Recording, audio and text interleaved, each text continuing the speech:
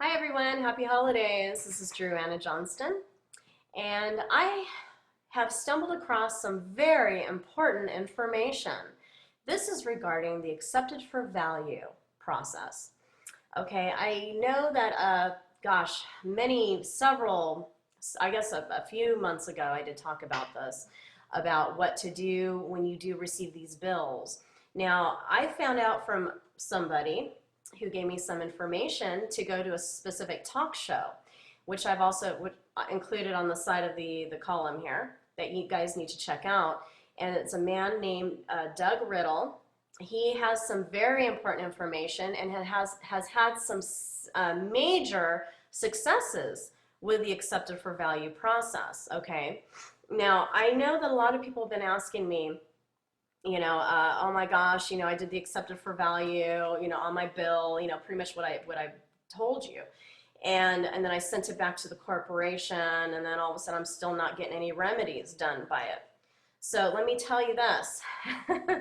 You guys are gonna laugh, okay? If you guys sitting down right now, I hope you guys are sitting down. Just relax, take a few deep breaths, because something really good I'm gonna tell you about. This is very surprising news, okay? When you receive a bill from a corporation, it is not really a bill. What it is, they are checks. They are actually checks, and you can turn them into money orders, okay? Why, and I can get more into depth with that later on, but going back to the HJR House Resolution, sorry, House Joint Resolution of 192 of June 5th, 1933, when Congress passed House Joint Resolution 192, was passed to suspend the gold standard and abrogate the gold clause in the national constitution. Since then, no one in America has been able to lawfully pay a debt, okay?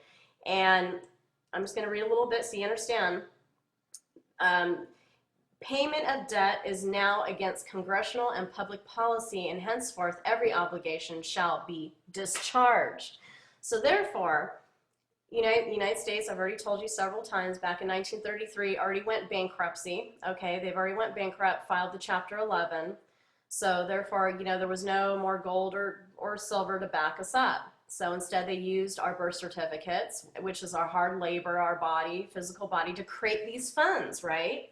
So we're the creditors. We're already the creditors, because through our signatures, we can turn anything or any instrument into a creditor instrument or credit instrument, okay?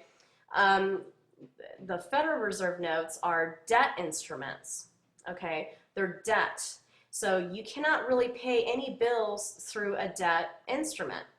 Now us, on the other hand, because we create money and we're the ones that generate the funds, okay, that do create the money at the Federal Reserve through our hard labor, through our signatures, we can discharge all debts.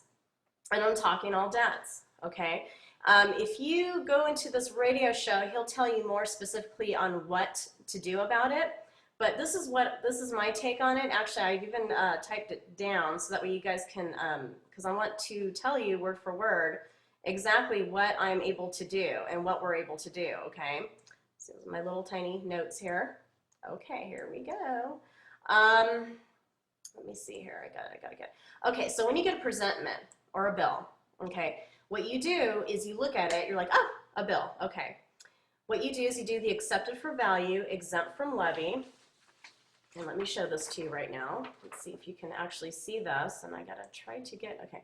Here you go. Accepted for value, exempt from levy, deposit to U.S. Treasury.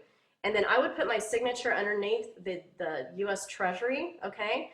And then your EIN number, which is your Social Security number without the dashes, the date, and then charge to, and you put your straw man name on that, and then your Social Security number with the dashes, okay?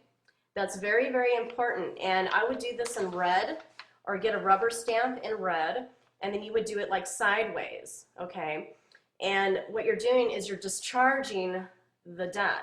Because what it is, the bill that they're sending you, it's not really a bill. Again, it is a check. It is a check that you just figure, like, say that someone gives you a $200 bill. Okay, cool. That's $200 check is owed to me. So what you do is you do the accepted for value on it. You could do it on the statement. Actually, you could do that on the statement. And then the voucher itself, what you would want to do, okay, like the voucher here, okay, is you would want to turn it into a money order, okay? And this is what you would write on the money order. And then on the back of it, you will endorse it like a check, okay? And you would write, this is a money order paid to U.S. Treasury, then write out the amount and write the numerical amount, and then by, and then you sign it in blue. Always blue is very important. Authorized representative, and then underneath that, social security number without the dashes, okay? And then again, you would write that on here, and then you would turn it around, and then you would like endorse it, like, okay, this is a check, and then you would send it off, not to the corporation that sent it to you. You sent it off to the IRS because they know what to do with it. They're pros at this stuff. And then what I would do is I would send a 1099-A. Someone else had mentioned a 1099-C because they feel that you're able to cancel out the debt. Now, one of the 1099s, you would have to, figure it out yourself and do some more research on that. But what you would do, the 1099s, when you report that, when you write that in there, like say, okay, $150 or whatever. Okay, that's what the check says, or the bill or check or whatever. You would write that on the voucher of the 1099-A, and you would write that down, and you would send that off to the IRS, okay? And then that money is supposed to be refunded to you, okay? Because that is your money. So every time you see a bill, if you see on your credit report, everything in collections, okay, just look at it like this. Oh my goodness, look at all this money that I owe, $2 grand, or money that's owed to me, because it's owed to you. In all reality, it is owed to you. So if you just go check out this radio talk show, and it's hosted by a lady named Angela. It was very good. It was about 3 hours long, but it is so well worth it. Please listen to this. And a man named Patrick came on, which is he seems to be very knowledgeable at this stuff as well. And he was talking to Doug about about the 1099s and all that stuff. But Doug, he, from what he said, he didn't even use any of the vouchers, okay? He just went ahead and discharged everything. And I'm talking about loans.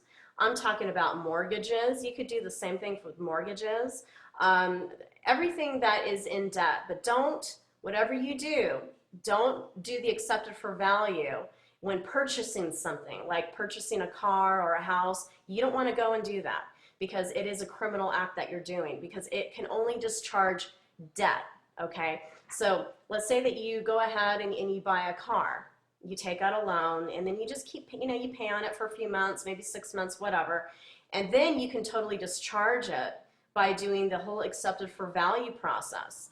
And then you send it off to the IRS. Now, I have a lot of information. I have a lot more information.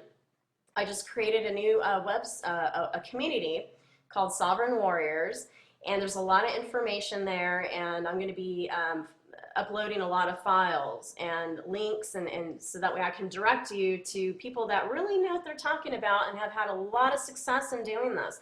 This is not a fairy tale, you guys. This is real. And I have stumbled across some information, all right? I've stumbled across some information that was very like contradictory, of saying that the UCC doesn't work, that there's no money in the account, that there's nothing in there, that it's all a bunch of bull and people went to prison for it. I don't know what to think about it, because a lot of people have had a lot of success, but I think the people that did go to prison for the stuff is the fact that they wrote a bill of exchange and they did the accepted for value in purchasing things, and they got in trouble.